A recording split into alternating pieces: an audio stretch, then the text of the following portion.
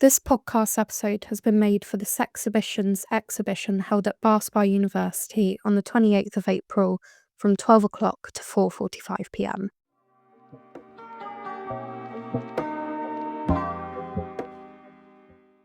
Welcome to the Sexhibition podcast. We are queer, inclusive, shame-free and fact-based.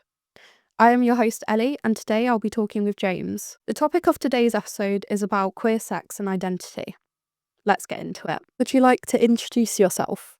Hello, I'm Jaymes. My pronouns are he, him, and they, them. I'm currently a student at Bar Spa, but I also am the organiser and head of communications of Safety Pin Bath, which is a Bath trans-led organisation which fundraises for both trans organisations and trans individuals, fundraisers for their medical transitions. I'm going to ask you a set of 3 questions. So, number 1, did you get taught anything in school to do with queer sex and identity? Broadly speaking, no. I think my experience at school was quite different to a lot of my friends here at university. We have this discussion quite often. It's very apparent to me that a lot of my friends are familiar with lesbian sex and gay sex being spoken about in schools, whereas I didn't receive any of that education. We had something called Diversity Week during my secondary school, where each day of the week was dedicated to a different sort of aspect of identity. And we did have a gender and a sexuality day, but it was very sort of surface level, nothing to do with queer sex was really spoken about. In terms of identity, we learnt what the acronym meant. I was lesbian, gay, bisexual and trans and plus. But again, it very sort of surface level. We weren't given that sort of space to experiment and deeply understand what identities were out there and how to safely have sex as queer people. How did you learn about this? Was it through social media or peers?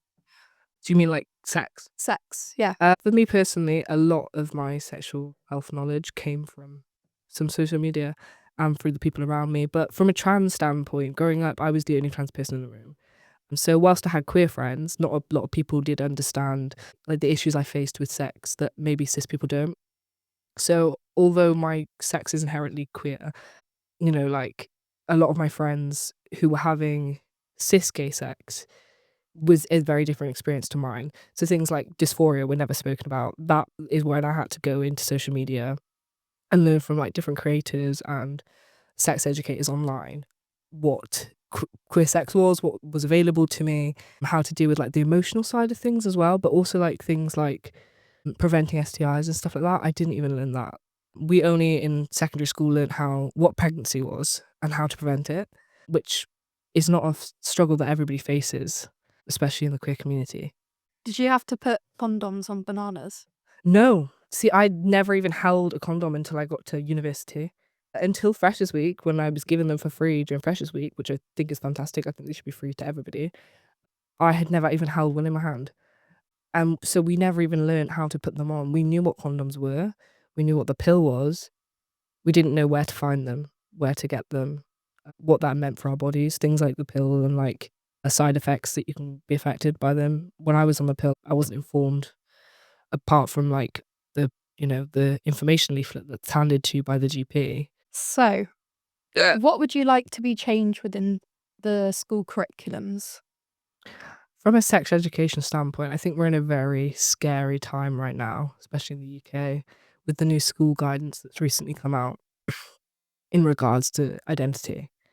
It sort of outlines that if a child confides in you about their sexuality or gender, that their parent has the right to know, which is very, very terrifying. I think that will affect a lot of children and their safety and their ability to be authentically themselves in school, which should be like a second home.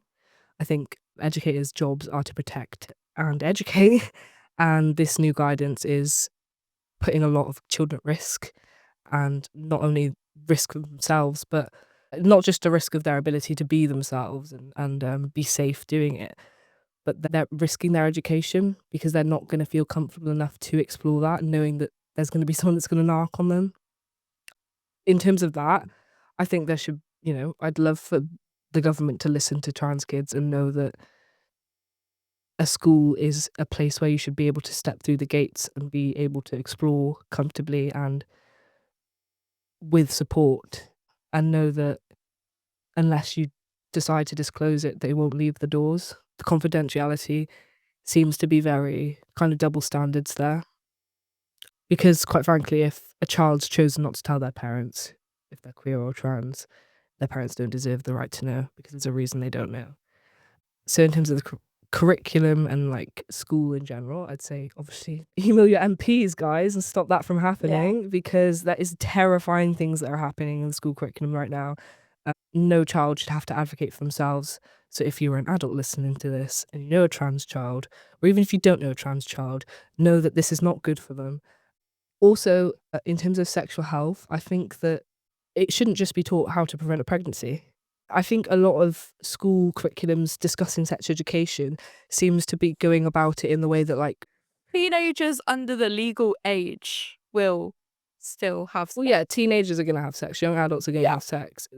Talking about it and trying to scare them out of it is not going to work. So I think it should come from a how to do it safely standpoint, and not just this is what a condom is. Understand what happens if a condom breaks. If, like people with latex allergies, teach them that there are latex-free condoms. Dental dams, like nobody knows what they are. Like I have so many mates who've never even heard of them before. I only found out about them last year. Exactly. And then things like the pill and what that does to you and how that affects your period, your menstrual cycle. Different types of sex, like it's not all penetrative. There's oral, there's like mutual masturbation, things like that. It needs to be spoken about in a more open conversation and less binary, because it's so harmful. Because I've had people who have been like, "Oh, you haven't lost your virginity, have you?"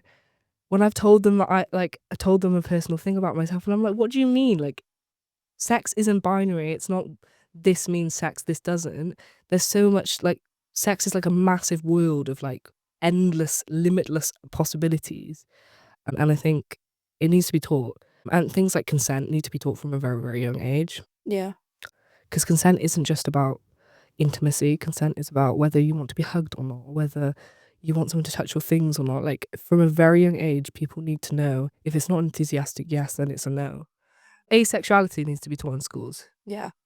Sex is fantastic, but not everybody wants it. Exactly. Sex education never taught me that, like, asexual people exist. I then had to find that out through social media and my fellow students that identified as such. But also like the understanding the like spectrum of sexuality, like teaching the intersection between sexuality and gender and things like that, and just knowing that it's like not linear, I think is also something I would change. And it's so easily done. It's so easily done.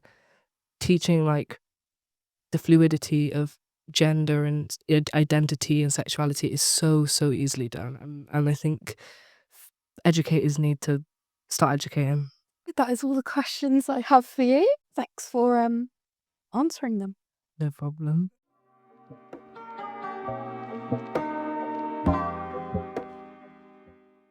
A massive thank you to our guest Jaymes for coming on today's episode to talk about queer sex and identity. If you've made it all the way to the end of this episode, I hope you've learnt something new or you've added something to your knowledge. Thank you for listening and have a great day.